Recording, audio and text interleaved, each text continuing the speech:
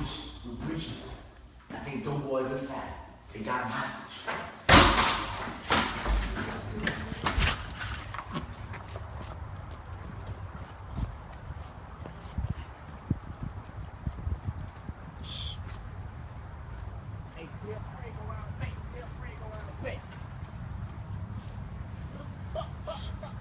Got one.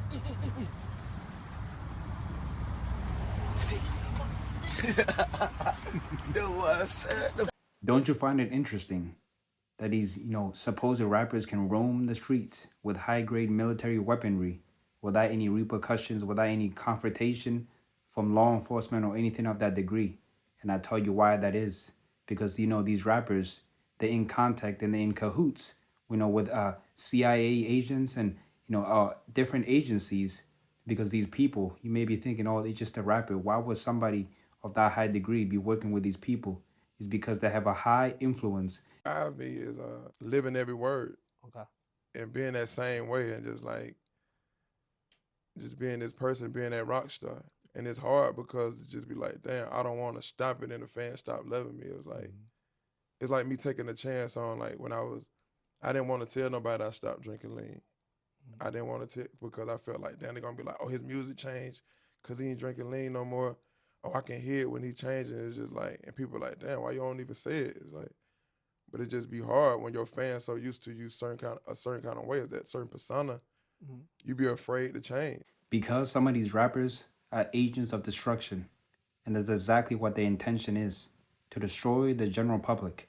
And that's why they, all the rap songs and all the lyrics are always, targeting the minds of the people, the hearts of the people, glorifying sin, glorifying violence, glorifying drugs and all these things. Yet they themselves, they will never be partaking or doing some of these, substances and scenarios they're pushing out, because they get paid the big money to continue to bring the poison amongst the general public. I said that, in the industry, they tried to make him wear a dress. Have you ever ran into that with Scripps? And is that something that, you wouldn't do, for I definitely haven't ran into to put on the dress. I mean, you have to have boundaries. You have to have limits that you refuse to cross. For me, I know what they are. They've yet to been challenged, so I don't have to speak on them. I was asked to dribble a basketball on the talk show this morning. You look good doing it, Not that was a dress, but I was like, no, I'm gonna look stupid. At the end of the day, you got to know that you're a brand. I'm a brand. You need to protect your brand at all times. When things happen that can possibly affect your brand, your brand can be diminished, and you don't want that to happen. So protecting my brand is definitely a priority. But there is the trade-off with working with the elites and the higher ups, as a supposed rapper. Yes, you're under protection, but the trade-off with protection is you're also under surveillance. And that's why there's so many, the rappers, they permeate in their music videos, the bondage they are stuck in, that they have no true liberty and true freedom, because at the end of the day, they're just a bunch of puppets, being used by the puppet masters to bring forth their agendas and bring, moral degradation to the general public.